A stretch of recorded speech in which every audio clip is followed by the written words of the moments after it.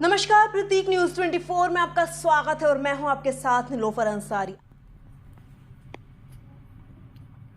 सूरत जिले के कड़ोदरा में Motilal Oswal private finance bank है जो होम लोन देती है। इस बैंक से बहुत सारे लोगों ने होम लोन ले रखा है और कुछ लोगों का कहना है कि बैंक अपने मनमाने ढंग से ब्याज और पेनल्टी लगाकर अपने एजेंट को भेजकर मनमानी तरह से पैसे वसूल कर रहा है।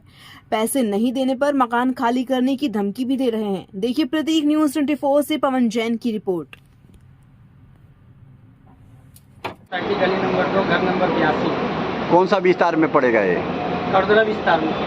जी, क्या घटना घटी और आप यूपी में कहाँ के रहने वाले हो? सर यूपी में हम देवरिया जिला के रहने वाले हैं। और यहाँ पे आपके साथ क्या घटना घटी है? सर यहाँ पे घटना घटी के सर मोतीलाल ओसवाल से हमने होम लोन लिया था 2015 में 9,20,000 का।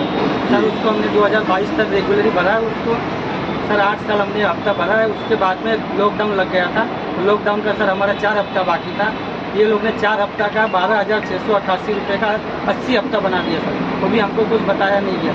उसके बाद सर 1,28,000 ब्याज, 1,80,000 ब्याज, 1,90,000 ब्याज, सर ऐसा ये लोग ने ब्याज लगाया। तो और क्या क्या बात हुई और क्या क्या बोले बैंक वाले? सर बैंक वाले उसके बाद ये लोग ने हमारा EMI था 11,350 का, उसको ये लोग ने बढ़ाकर 12,688 रुपये का EMI कर दिया है। और जो हम लोग ने 10 लाख रुपया भरा था उसको ये लोग ने ब्याज में काट लिया सर। उसके बाद सर ये लोग हम लोग स्टेटमेंट मांगने गए तो स्टेटमेंट का ये लोग 2,500 रुपया मांग रहे थे सर।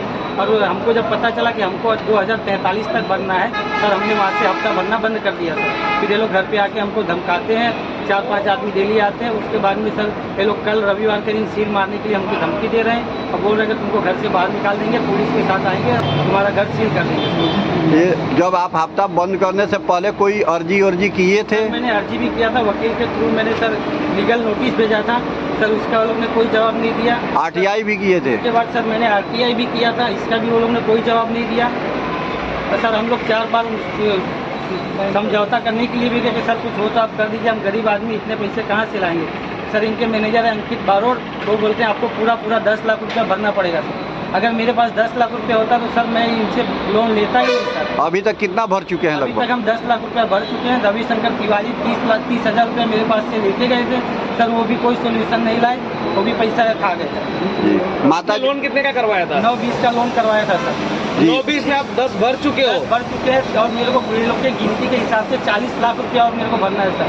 तो सर हमारे पास आत्महत्या करने का कोई रास्ता नहीं है सर। हम लोग हर जगह से हम लोग, और बैंक द्वारा आपको कितना बोला है कि अभी बाकी आपकी रकम? अभी तो हमको बोलते कैश पेमेंट लाओ और 10 लाख रुपया दे दो, लोन खत्म करो। सर हमारे पास 10 लाख रुपया नहीं है। EMI भरने को बोले तो 2043 तक बोलते कि आप EMI भरो। और कौन से साल तक भरना है? 2043 तक। अब 2015 की लोन है। माता जी आप क्या बोलना चाहेंगी?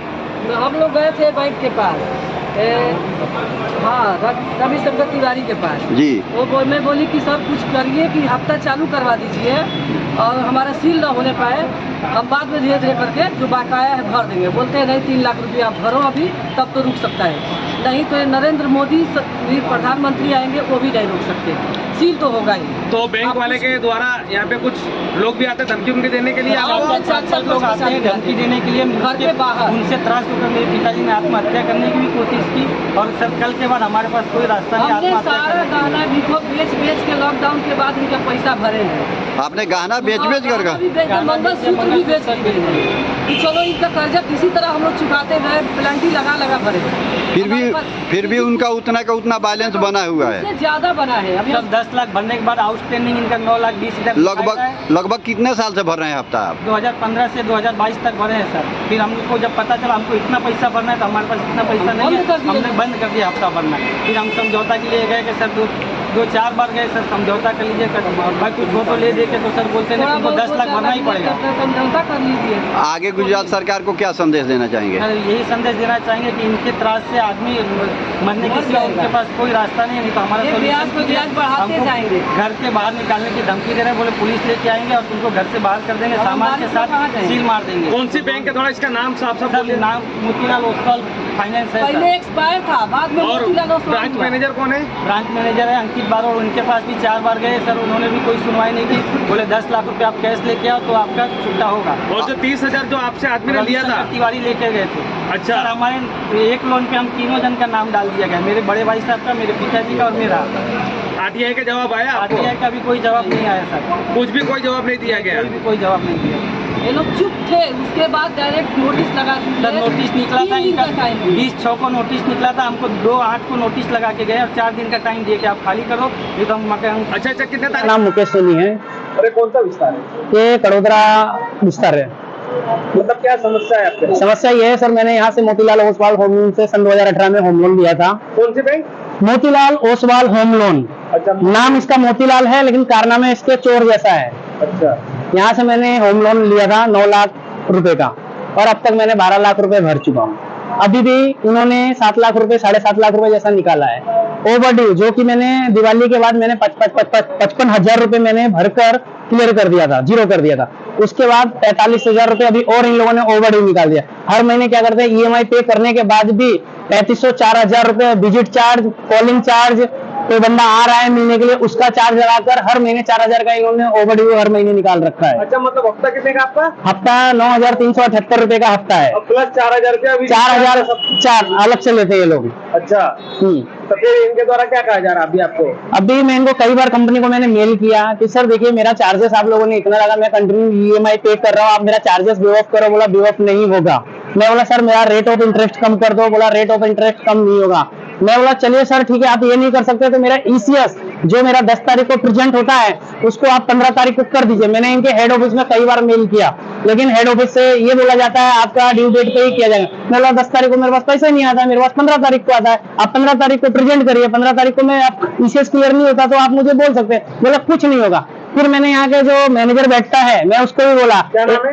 एक असिस्टेंट मैनेजर है जो ऑपरेशन में है जिसका नाम है दिनेश पांचाल, उसको भी कई बार बोला कि भाई मेरा आप चेंज कर दो, डेट चेंज कर दो, अगर आपको टाइम टू टाइम पैसा चाहिए तो बोलते हैं कि भाई मैंने कंपनी में कर दिया है, कंपनी करेगी तभी हमको। मैं बोला यार लापरवाह कंपनी है। और दूसरा, इसका हर महीने कुछ ना कुछ रेट बढ़ाता ही जाएगा, ब्याज वसूलता जाएगा, ब्याज पे ब्याज। जो बंदा अगर यहाँ से लोन ले लिया उसको कभी मुफ्ती नहीं मिलने वाला, सिर्फ मरने के बाद ही उसको मुफ्ती मिलने वाला है। क्योंकि जितने लोगों ने कड़ोदरा में इन लोगों ने लोन दिया है ना, सारे ऐसा कोई कस्टमर नहीं होगा जो परेशान होगा। अगर मैं गलत बोलूं तो जितना इनके पास डेटा है सब एक एक कस्टमर के यहाँ जाकर घर घर विजिट कर ले। और मैंने इसके लिए विरुद्ध में इनके कंपनी में भी डाला और इनके ऑफिस में डाला, इनके यहाँ से कोई सुनवाई नहीं होता है। मैं माननीय प्रधानमंत्री नरेंद्र मोदी जी से, निर्मला शक्तिकांत दास जो आरबीआई गवर्नर है, और शक्तिकांत दास जो आरबीआई गवर्नर है, मैं उन लोगों से आवेदन करना चाहता हूं कि इस बैंक के ऊपर एक्शन लिया जाए, क्योंकि ये बैंक लोन देके के लोगों को मारने का काम कर रही है। और अभी 2 दिन पहले मेरे पास एक कॉल आया, इन्हीं का रिकवरी दल्ला है जो जिनका 40% कमीशन होता है, उसने फोन किया कि मैं एक घर के पास बैठा हूँ, उनके घर में टीवी है, तुम टीवी परचेस कर लो।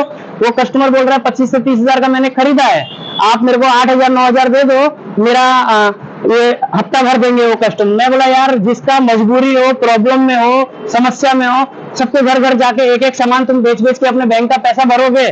भाई अगर सभी के साथ ऐसे कर रहे हो तो ये तो गलत है ना, ये कौन सा इंसाफ है? टीवी जो बेचने के जो बोला था उसका नाम क्या है? उसका नाम मनीष है और उसका अरविंद्र नाम का एक बंदा है। एक ईएमआई मेरा टूटा था, मेरे को धमकी दिया था कि भाई एक ईएमआई के लिए तू घर खाली कर। मैं बोला भाई ये कौन सा रूल्स है? आरबीआई बोलती है एक ईएमआई के लिए तुम घर खाली करो, 4 5 10 15 ईएमआई होती है तब तुम जाकर कुछ बोल सकते हो, और बाकायदा बोल भी नहीं सकते। मेरे को नोटिस भेजोगे वकील के थ्रू, बैंक के थ्रू, कोई नोटिस नहीं दिया, मेरे को बोला घर खाली करो। मैं बोला भाई एक ईएमआई का मैं कोई घर खाली नहीं करूंगा। फिर उसका मैनेजर बोलता है भाई करना तो पड़ेगा। मैं बोला तेरा बाप का है क्या घर? साला जिंदगी मैंने अपनी बिता दी, मैं आज तक कोई शौक पूरा नहीं किया इन चोरों का हफ्ता भरने के चक्कर में। मैं नॉर्मल पहले भी सिंपल था और आज भी सिंपल ही हूँ, क्यों? पहले मैं होम लोन का पैसा भर दूं। मैं सोचा भाई सन 2018 से भर रहा हूँ, अभी तक मेरा नील हो गया, देख रहा हूँ अभी 7,000 बाकी है, 7 लाख रुपया। और ये लोगों से परेशानी आपको दिन ब दिन देते जा रहे हैं। डेली के डेली ये लोग परेशान करते हैं। मैं सरकार, प्रधानमंत्री नरेंद्र मोदी जी से, गुजरात सरकार से निवेदन करना चाहता हूं कि इस मोतीलाल ओसवाल होम लोन पे 1 करोड़ का कंपनसेशन वसूले और जितने लोगों ने जितना लोन लिया अब तक भर चुका है वो सबका लोन माफ कर दे। नहीं माफ करे तो इसका लाइसेंस कैंसिल कर दे, क्योंकि ये चोर कंपनी है, लोगों को मारने का कंपनी है। जो इसके यहाँ से लोन ले लेगा वो कभी सुखी नहीं रहेगा, हमेशा वो लोन भरते भरते ही मर जाएगा। और अगर लोन भरते भरते नहीं मरा, जो इनके चवन्नी छाप धंधे हैं 40% के कमीशन में, अरविंद है, रवि है, मनीष है, ये लोग उसको इतना टॉर्चर कर देंगे, मेंटली टॉर्चर कर देंगे, हरासमेंट कर देंगे कि कल अगर वो ऑटोमेटिक जाके सुसाइड कर ले। बंदा सुसाइड भी कर लिया तो भी उन लोगों को मकान नहीं छोड़ने वाले, फिर भी उसको बेच देंगे। इस पे एक्शन होना चाहिए, इसका लाइसेंस कैंसिल होना चाहिए।